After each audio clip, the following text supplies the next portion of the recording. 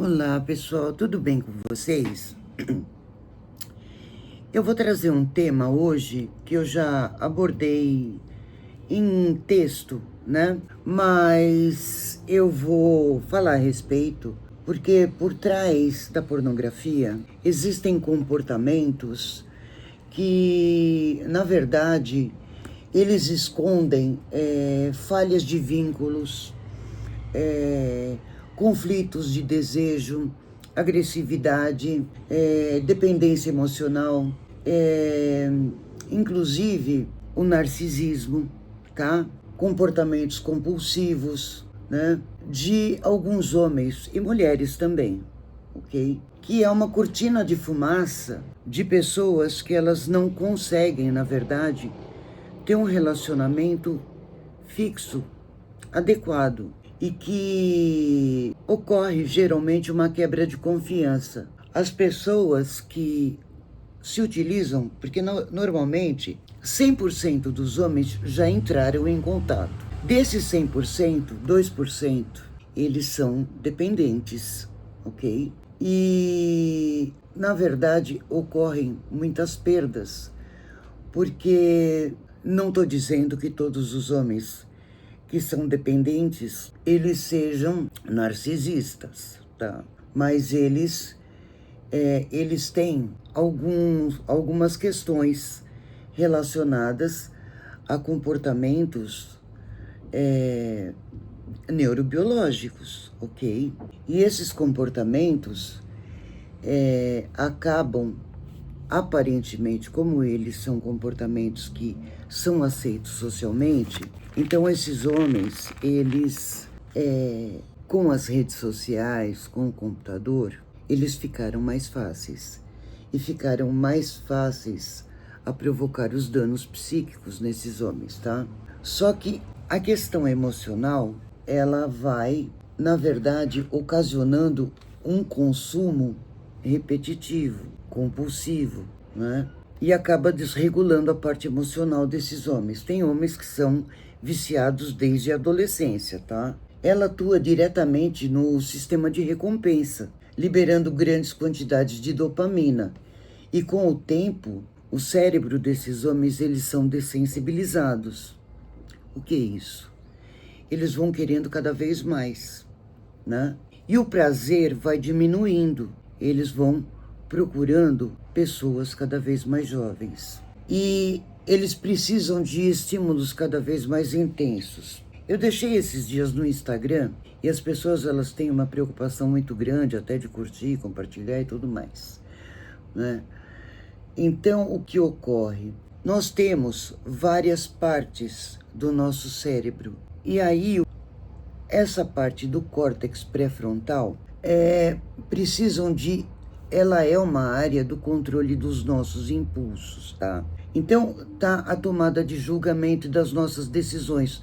Então, por exemplo, pessoas que são mais impulsivas e tudo mais, é esta região que domina os nossos impulsos, ok?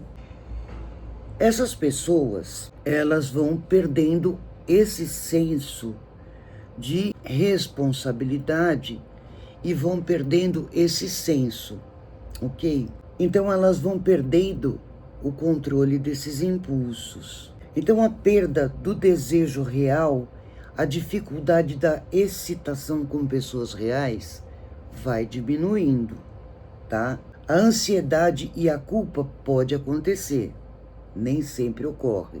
Então, o consumo para aliviar essas tensões vai sendo embotada, significa diminuída, tá? Então, elas começam a sentir uma dificuldade para ter uma intimidade, ternura, vínculo.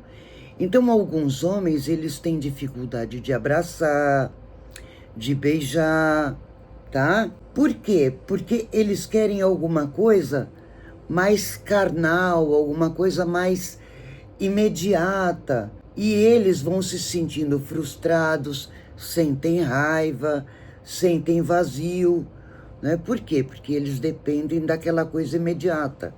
Eles querem só aquilo que está ali naqueles vídeos, né? E como eu deixei naquele texto, eles querem moças mais jovens. Vocês podem ver que eu até deixei o homem da lancha, que são aqueles homens idosos que procuram mulheres mais jovens, porque eles não querem um vínculo real.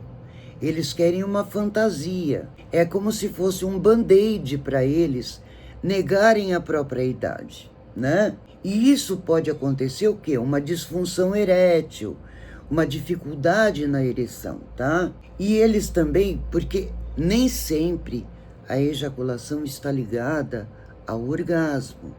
Então eles podem ter o quê? Uma anorgasmia psicogênica, tá? As fantasias ficam cada vez mais distantes da realidade, tá bom? Eles ficam condicionados ao prazer ao olhar, então eles ficam meio voyeur, né? Então, não ao encontro, fica uma sexualidade fragmentada, né? Mecânica, sem uma pessoa real.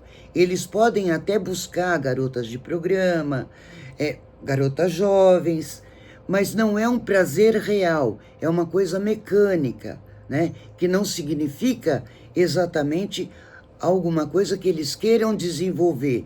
Eles podem até ter essas moças para eles terem um encontro casual, tá? Mas o distanciamento emocional, por exemplo, com um parceiro real, porque eles têm comparações irreais, ok? E vai havendo uma desumanização com o outro. Os relacionamentos acabam sendo destruídos. E a redução da empatia acaba sendo muito grande. Eles buscam um parceiro aqui, eles ficam temporariamente com o parceiro e depois o relacionamento acaba. Porque essas pessoas, elas gostam muito, elas são viciadas em pornografia, tá? Então, ocorre essa quebra de confiança com aquele parceiro primário. Ele vai para um parceiro secundário, também vai ocorrer essa quebra de confiança com esse parceiro secundário. Porque se é uma pessoa que é narcisista, ela não tem empatia, tá? Então, essa pessoa tem uma incapacidade de sustentar. Então, tudo precisa ser muito imediato, tá bom? Esse uso diário é compulsivo, essa pessoa precisa disso. Ela repassa, ela recebe, ela repassa de novo, ela recebe. Geralmente, podem ser pessoas mais velhas, só que elas vão em busca daquilo que a gente chama de as novinhas. Só que essas novinhas são cada vez mais novinhas. Isso incorre um risco muito sério, tá? E ela passa cada vez mais um vínculo humano e a vida sexual, afetiva, profissional começa a cair, tá? E os sintomas, eles são extremamente sofisticados, porque um compulsivo, ele é compulsivo com dinheiro, ele não tem regulação financeira, é uma pessoa que é compulsiva por compra bobagem, compra doce, compra um monte, é uma pessoa compulsiva, tá? E as angústias, elas ocorrem de várias formas, gente. O compulsivo é compulsivo por tudo, tá? É uma pessoa que ela tenta se sustentar de várias formas, ok? Então, eu vou trazer essa primeira parte para vocês, para não prolongar o vídeo, e tô dando essas primeiras dicas. Se você percebe que você tem essas questões, busque um psicólogo, um psicoterapeuta, faça um tratamento, às vezes tem que ser medicamentoso, ok? É importante, porque a compulsão, ela precisa ser tratada e diagnosticada. Fica aqui minha dica, tá? Muito obrigada.